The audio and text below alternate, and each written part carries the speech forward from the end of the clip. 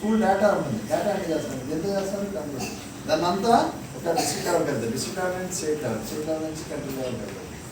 So ఇదంతా కూడా computer ద్వారా చేస్తుంది. ఓకే, సో అక్కడ కూడా కంప్యూటర్. బట్ ప్రస్తుతం అట్ ప్రెసెంట్ ఈ సంవత్సరం especial last year before last year companies చాలా బాగున్నాయి జాబ్స్, బట్ ఈ సంవత్సరం బాగుండేది. ఓకే, మీరు వచ్చేవాడికి ఎలా ఉంటుందంటే నాకు తెలియదు. అంటే అప్ అండ్ డౌన్స్ ఎక్కువ ఉంటాయి కంపెనీస్, రోజు బాగుంటుంది రోజు డౌన్ అయిపోతుంది. ఓకే, అది ఎప్పుడు డౌన్ అవుతుంది ఎప్పుడు అప్ అవుతుందనే తెలియట్లేదు. బట్ కోర్ బ్రాంచెస్ ఎప్పుడు కూడా ఒకటేలాగా ఉంటాయి, మీ గ్రోత్ ఎప్పుడు కూడా అలా ఉంటుంది, కాన్స్టెంట్గా పెరుగుతానే ఉంటుంది. సో ఏది వెళ్ళాలి అనేది మీరు ఆలోచించుకోవాలి, అది ఏమేమి ఉంటాయి అసలు ఈ బ్రాంచెస్. సపోజ్ సివిల్ ఇంజనీరింగ్ ఉంది, సివిల్ ఇంజనీరింగ్ ఈ పిల్లర్ ఉంది, ఈ పిల్లర్ ఇంతే ఎందుకు వేయాలి, దీని అంతే ఎందుకు వేయాలి, సో దానికి క్యాల్కులేషన్స్ అన్ని కూడా నేర్చుకుంటారు. కొన్ని పిల్లర్స్ కొంత లావు ఉంటాయి కదా, వీల్స్ కూడా పెద్ద పెద్దవి ఉంటాయి, అవునా కదా.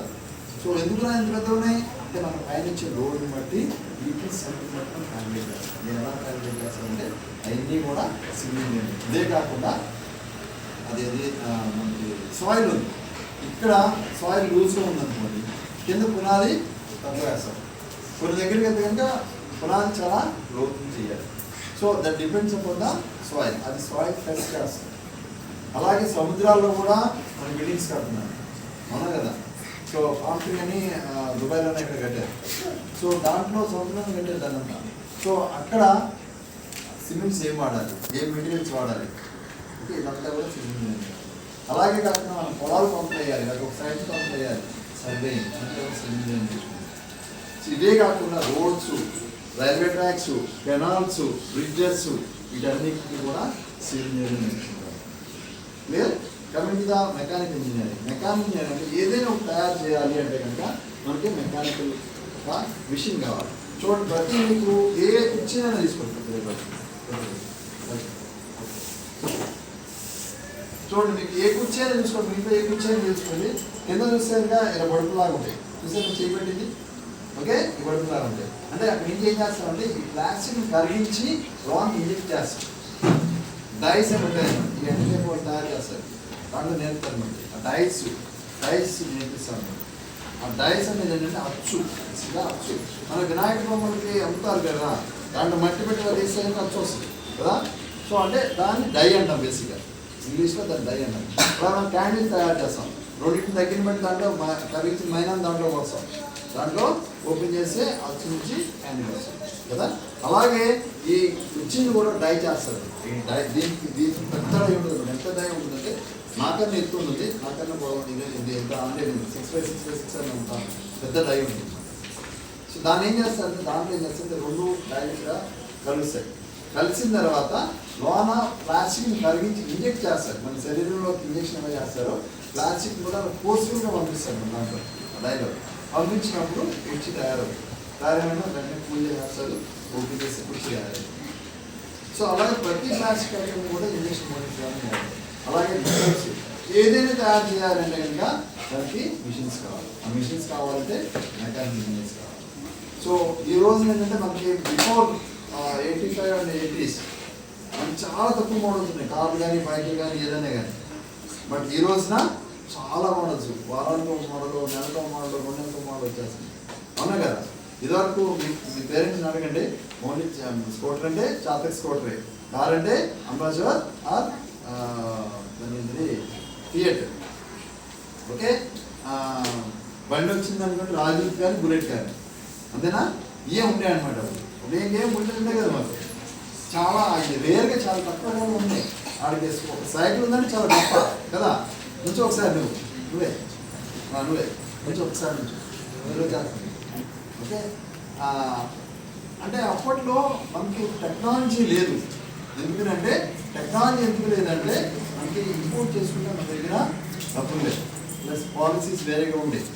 సో ఇప్పుడు మన గవర్నమెంట్ పాలసీస్ అని రెగ్యులేట్ చేసిన తర్వాత మనం కూడా technology expert foreign countries, but we are not expert German మనకన్నా ఇంచుమించు 40-50 సంవత్సరాల ముందు ఉంది టెక్నాలజీ వైజ్, ఎస్పెషల్లీ మెటలర్జీలో. సో మీ యూత్ అంటే మీ యంగ్ జనరేషన్స్ అంతా కూడా కష్టపడి నేర్చుకుంటే వాళ్ళకన్నా మనం ముందుకు వెళ్తాం. డెఫినెట్గా we are number one in the world అవుతాం మనం అందరం కూడా చేసినప్పుడు. Clear? Next coming to mechanical అంటే ప్రతి దగ్గర కూడా ఏదైనా మ్యానుఫ్యాక్చరింగ్ ఉందంటే దెన్ మెకానిజమ్స్ కావాలి. Next electrical engineering. ఈ లైట్ ఎలగాలంటే కరెంట్ కావాలి, ఫ్యాన్ తిరగాలంటే కరెంట్ కావాలి. సో ఈ కరెంట్ ఎలా తయారు చేస్తాం, తయారు చేసిన కరెంట్ని ఇక్కడికి ఎలా వస్తుంది, ఓకే, ఇదంతా కూడా ఎలక్ట్రికల్ ఇంజనీరింగ్. ఇదే కాకుండా మామూలుగా అయితే స్విచ్ చేశారు సార్, ఇప్పుడు ఫ్యాన్ స్విచ్ ఆఫ్ చేస్తే ఫ్యాన్ అయిపోతుంది, సింపుల్ ఇది, ఓకే, పెద్ద కష్టమేం కాదు. బట్ ఇండస్ట్రీస్కి వచ్చేప్పటికి పెద్ద పెద్ద మోటార్స్ ఉంటాయి, పెద్ద పెద్ద మోటార్స్ ఉంటాయి. ఆ మోటార్స్ అలా స్విచ్ చేసి తిరగవు, దానికి స్విచ్ గేర్స్ అనేది ఉంటాయి. ఆ స్విచ్ గేర్స్ అనేది మీరు ఎలక్ట్రికల్లో నేర్చుకుని దాన్ని డిజైన్ చేస్తారు. ఒక్కొక్క మోటార్ ఒక్కొక్కగా స్విచ్ గేర్స్ డిజైన్ చేస్తారు. అలాగే ఎలక్ట్రిసిటీని కూడా ఎక్కువ తక్కువ చేయడం, ట్రాన్స్ఫార్మర్స్ ఇవన్నీ కూడా దాంట్లో నేర్చుకుంటారు. ఎక్కడ ప్రాబ్లమ్స్ ఉంటే ఎలా సాల్వ్ చేయాలని నేర్చుకుంటారు, ఓకే, డైరెక్షన్స్ ఎలా ఉంటాయి ఇవన్నీ నేర్చుకుంటారు ఎలక్ట్రికల్. సో కాబట్టి ఎలక్ట్రికల్ ఇంజనీరింగ్ చాలా మంది కష్టం ఉంటారు, కష్టమేమి కాదు బేసిక్గా, బట్ కాకపోతే స్ట్రిక్ట్గా ఉంటారు అనమాట. ఎందుకంటే కరెంట్ కదా, షాక్ కొట్టిందని ఏదే ఉందని చాలా స్ట్రిక్ట్గా ఉంటారు టీచర్స్, అందుకే చాలా మంది కష్టం ఉంటారు, కష్టమేం కాదు బేసిక్గా. Next coming the electronics engineering. Electronics engineering అంటే ఈ సెల్ ఫోన్ ఉంది, ఈ సెల్ ఫోన్ ఇస్ నథింగ్ కూడా ఎలక్ట్రానిక్స్ ఇంజనీరింగ్. సో దీంట్లో లోన్ సర్క్యూట్ అంతా కూడా ఎలక్ట్రానిక్ సర్క్యూట్ ఉంటుంది. కమ్యూనికేషన్ బేసిక్గా ఈసీజీ అంటే ఎలక్ట్రానిక్స్ కమ్యూనికేషన్ ఇంజనీరింగ్ అనమాట. అంటే జస్ట్ ఇప్పుడు నేను డ్రైవ్ చేస్తాను, అలా ఉన్నాను, అప్డేట్తో మాట్లాడగలరు, అవునా కదా, అందరూ మాట్లాడుతున్నాను, ఎందుకని దాని కమ్యూనికేషన్ ఇంజనీరింగ్ కావాలి. అంటే అది ఎలా పనిచేస్తుంది, ఎలా చేస్తాం అనేది దాంట్లో ఎలక్ట్రానిక్స్ కమ్యూనికేషన్. ఇదే కాదు, ఈరోజు మనం ఇక్కడ కూర్చుని నా ఇంట్లో నేను ఏసీ ఆన్ చేసుకోవచ్చు, టీవీ ఆన్ చేసుకోవచ్చు, internet of things, okay, internet ద్వారా నేను ఆపరేట్ చేసుకోవచ్చు. ఇవన్నీ వచ్చేసినాయి, అలాంటివి ఉన్నాయి. మీకు ఇవన్నీ ఎప్పుడు మార్పులు లేవు, ఇప్పుడు వచ్చింది. ఎందుకంటే మీ యంగ్ జనరేషన్స్లో కొత్త కొత్త డెవలప్మెంట్ ఉంటాయి, అంటే మీకు న్యూ ఐడియాస్ వస్తూ ఉంటాయి. సో అందుకనే ఫారిన్ కంట్రీస్ అన్ని కూడా మన దగ్గరికి వచ్చి పెడతాయి. మీరు కష్టపడ్డారంటే డెఫినెట్గా మీకు మంచి మంచి జాబ్స్ ఉంటాయి. బట్ ఈ రోజు అందరికీ ఏంటంటే ఈజీ మనీ కోసం చూస్తున్నారు.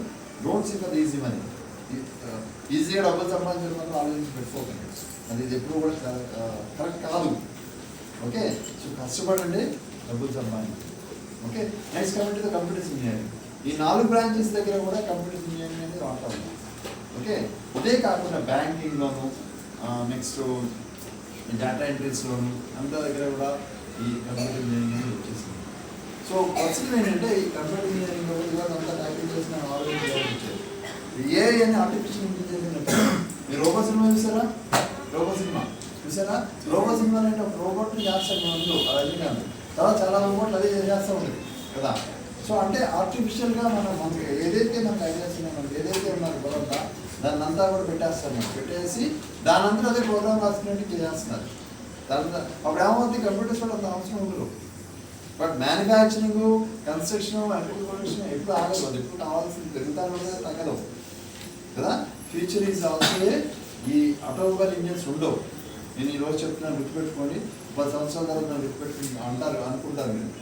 సో ఈ ఎలక్ట్రికల్ ఇంజిన్స్ వస్తున్నాయి కదా, ఎలక్ట్రికల్ వెహికల్స్ వస్తాయి.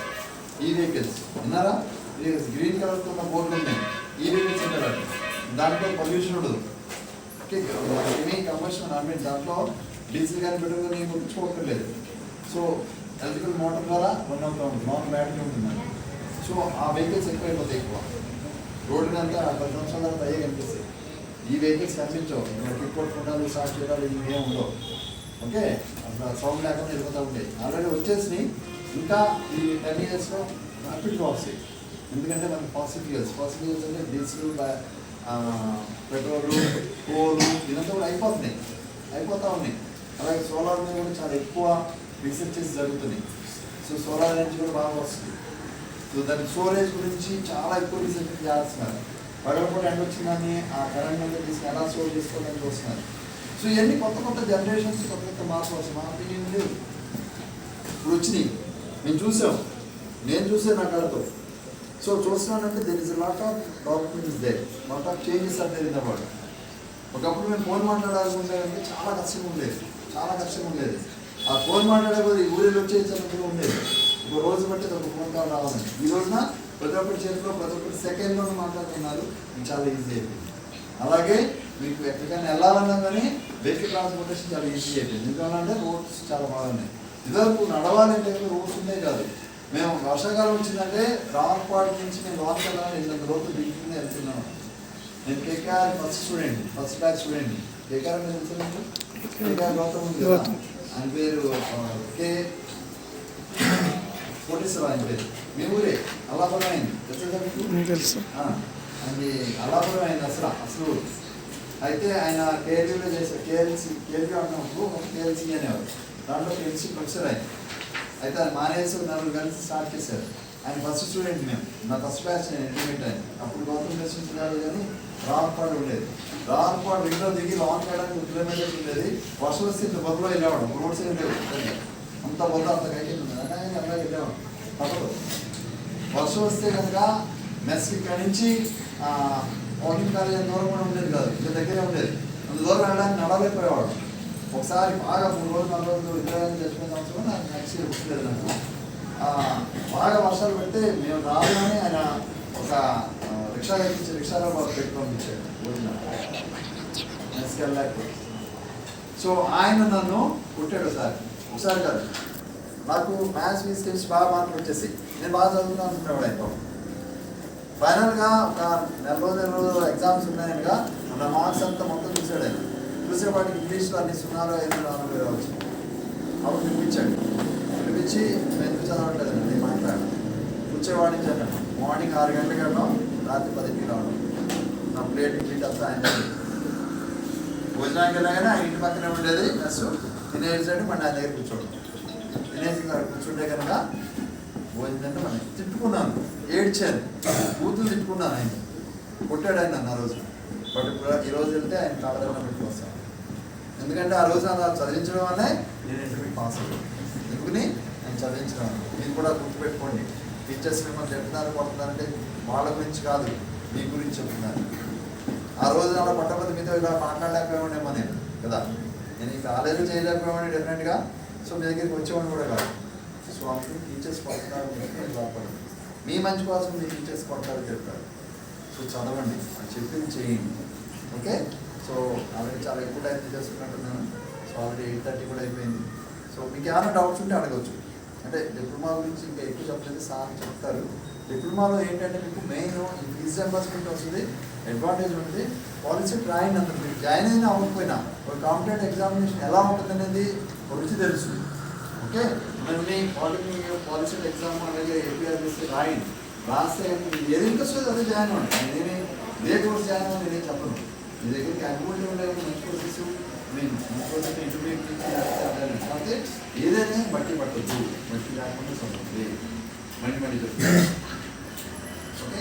నేను డౌట్ ఉంటే అడగచ్చు.